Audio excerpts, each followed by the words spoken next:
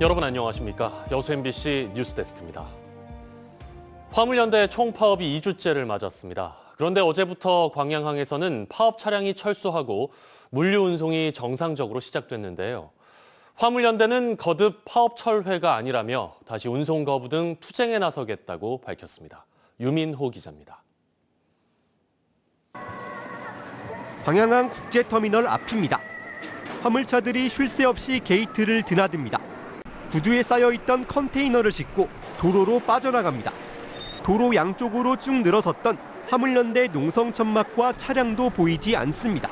원래는 화물차가 빽빽하게 주차돼 있던 곳인데 지금은 자리로 옮기면서 비어있는 모습입니다. 화물연대 전남본부가 긴급 물량부터 운송을 다시 시작하면서 사실상 마비 상태였던 광양항 컨테이너 반출입량은 평소 수준을 회복했습니다. 물류가 정상 궤도에 올랐지만 화물연대 측은 파업을 철회한 것이 아니라며 우선 재정비 시간을 가진 것이라고 밝혔습니다. 화물연대는 저녁부터 다시 운송 중단에 들어갔습니다. 광양항을 중심으로 모든 절차를 지켜가며 화물을 싣고 운반하는 준법 투쟁 등도 이뤄질 것으로 보입니다. 지역 수출입 기업들은 화물연대 움직임을 지켜보며 대화 창구를 유지하는 등 피해 최소화에 힘쓰고 있습니다. 중소기업은 바로 부도입니다, 부도. 매출이 전혀 안 일어나 버리니까 부지 임대료를 할지, 그다음에 대출, 금융비, 직원들 인건비, 각종 공과금 이걸 뭘로 어떻게 할 겁니까, 이것은? 안전우임제 일몰제 폐지와 품목 확대를 요구하는 화물연대 총파업이 2주째를 맞았습니다.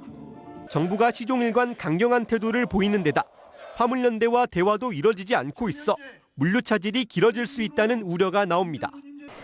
MBC 뉴스 유민호입니다.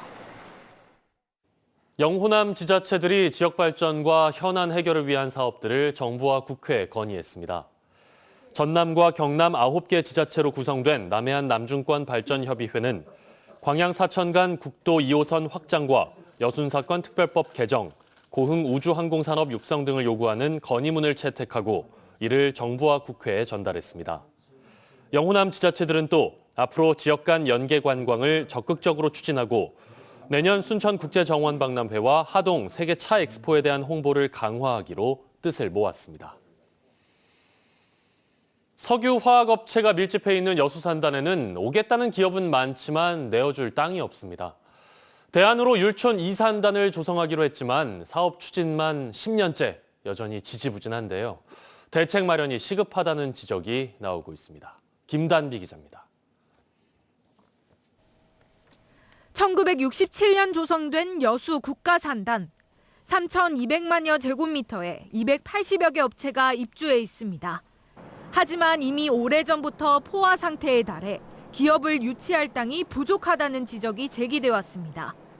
배터리 등 신소재부터 기존 석유화학 업체까지 공장 증설이나 투자를 희망하는 기업들은 많은데 입주할 공간이 없다는 겁니다. 이렇다 보니 충남 당진 등으로 투자처를 옮기는 사례도 늘고 있습니다. 공장 신증설을 위한 투자 계획이 계속적으로 나오고 있습니다. 우리 지역이 아닌 다른 지역으로 어떤 투자 의향이 이관되는 것이 지역사회에서는 굉장히 큰 문제라고 하고 있습니다.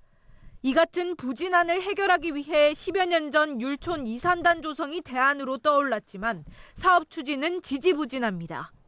율촌 2산단 준설토 매립공사는 중단된 지 오래입니다. 2년 가까이 산단 조성 일정에 차질이 빚어지고 있습니다. 지난해 1월 사업 시행자가 포기 의사를 밝힌 이후 표류하고 있는 겁니다. 사업 시행자가 어떤 기존 투입 사업기 때문에 정리가 안 된 게 있어서 좀 시간이 걸렸던 것 같아요. 새로운 사업 시행자를 발굴을 해야 되고.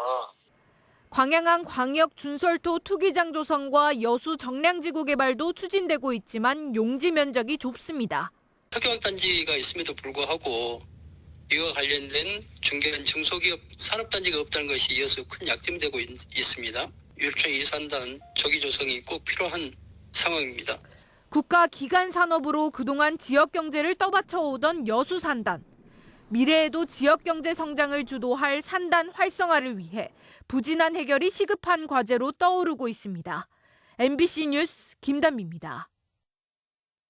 순천시가 예산 삭감으로 벽에 부딪힌 백강로 녹지축 조성 사업을 당초 계획대로 추진하기로 했습니다.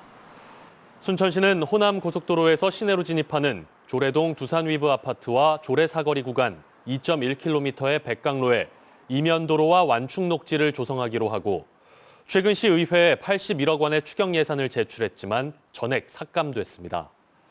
순천시는 이와 관련해 일부 건물주들의 완충 녹지 축소와 주차장 개설 요구 민원이 예상되지만 이를 수용할 경우 이미 매입한 토지 소유주들과의 형평성 문제와 행정의 신뢰도 추락이 우려된다며 이미 시의회가 의결한 지방채 등을 이용해 당초 계획대로 추진할 방침이라고 밝혔습니다. 전남 지역 초중 고등학생에게 지급할 예정인 교육수당이 일부 지역에 국한돼 있어 사회적 합의가 필요하다는 주장이 제기됐습니다. 전남도의회 송형곤 의원은 최근 열린 교육공동체 토론회에서 도내 5개 시지역과 무안군을 제외하고 학생 수당을 지급하는 것은 교육 불평등을 초래할 것이라며 여론조사와 공청회 등 충분한 논의를 해야 한다고 주장했습니다. 한편 전라남도 교육청은 내년부터 인구 감소 16개 군지역 학생들에게 1인당 월 20만 원의 교육수당을 지급할 예정입니다. 유례 없이 심각한 가뭄으로 전남 일부 섬 지역 주민들은 마실 물이 부족할 정도입니다. 환경부가 바닷물을 담수로 바꾸는 해수 담수화 선박을 섬 지역에 긴급 투입했습니다. 양정은 기자입니다. 완도항 앞바다에 1,800톤급 대형 선박이 정박해 있습니다. 해수 담수화 선박인 드림즈호. 바닷물을 끌어올려 염분이 없는 물로 바꾸는 설비를 갖추고 있습니다. 선박을 이용하면 하루에 담수 300톤을 생산할 수 있는데 이는 주민 1,000명이 사용할 수 있는 양입니다. 드림즈호에서 생산된 식수들은 호스를 통해 대형 철부선에 실린 화물차로 옮겨지고 2시간여 항해 끝에 완도 소안도에 도착한 뒤 저수지를 채웁니다. 제한급수로 심각한 물 부족을 겪고 있는 섬 주민들에게는 큰 선물이나 다름없습니다. 매일 왔으면 좋겠어요. 특히 저희 이렇게 식당 하는 사람들은 물이 부족하면 제일 힘든 게 운영하는데 제일 힘드니까 많은 도움들이 외부에서 좀 많이 왔으면 좋겠어요. 환경부는 당초 소안도 인근에 해수 담수화 선박을 정박해 물을 공급할 계획이었지만 소안도의 수심이 낮다 보니 완도항에서 철부선으로 물을 옮기고 있습니다. 일일 130톤 정도 이렇게 충당이 가능하기 때문에 현재 많은 도움이 되고 있습니다. 현재 완도는 극심한 가뭄으로 넙도는 1일급수 6일 단수, 소안도는 2일급수 5일 단수를 하고 있습니다. MBC 뉴스 양정은입니다. 해양수산부의 해양보호구역 대회가 내일 순천만에서 열립니다. 제15회 해양보호구역 대회는 정부와 지자체, 지역주민과 시민단체 관계자 등 100여 명이 참가해 해양보호구역으로 통하다라는 주제로 국내 해양보호구역의 미래와 발전 방향 모색에 초점이 맞춰질 예정입니다. 해양보호구역은 해양경관 등 해양자산이 우수해 특별히 보존할 가치가 큰 구역으로 전국 10개 시도에 걸쳐 총 33곳이 지정돼 관리되고 있습니다. 광주 전남 경찰 직장협의회가 경찰국 설치에 대해 경찰 내부 의견 수렴을 주도했던 류사명 총경의 징계 철회를 요구했습니다. 광주 전남 경찰 직장협의회는 입장문을 통해 내일 유 총경에 대한 징계 수위가 결정될 예정인 가운데 당시 참석한 전국의 경찰서장들은 주말 휴가를 내고 자리에 참석한 것이라며 복무규정 위반에 따른 중징계가 성립하지 않는다고 밝혔습니다. 류 총경은 행정안전부 경찰국 신설을 앞둔 지난 7월 경찰 내부 의견 수렴을 위한 회의를 추진했습니다.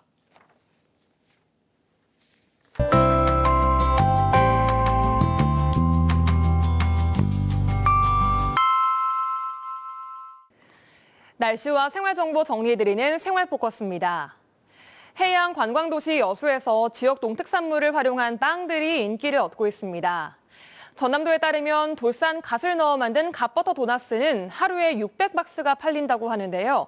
이 외에도 삼합빵, 하멜 등대빵, 몽돌빵 등 관광 상품화한 여수의 빵들이 인기리에 판매되고 있습니다. 국민안전발명 챌린지에서 입상한 해양 경찰관들이 상금 전액을 기부해 주목을 받고 있습니다. 여수해경은 전복 선박의 선체 절단 장비를 자체 개발한 여수해경 조영훈 경감과 함께 부산해경 이덕규 경사 등 입상한 5명의 해경이 상금을 모아서 순직한 해양경찰 유가족을 위해 기부했다고 밝혔습니다. 어제부터 광양 공공도서관 갤러리 희양에서 서해동아리 붓사랑 회원들의 작품 30여 점이 전시되고 있습니다.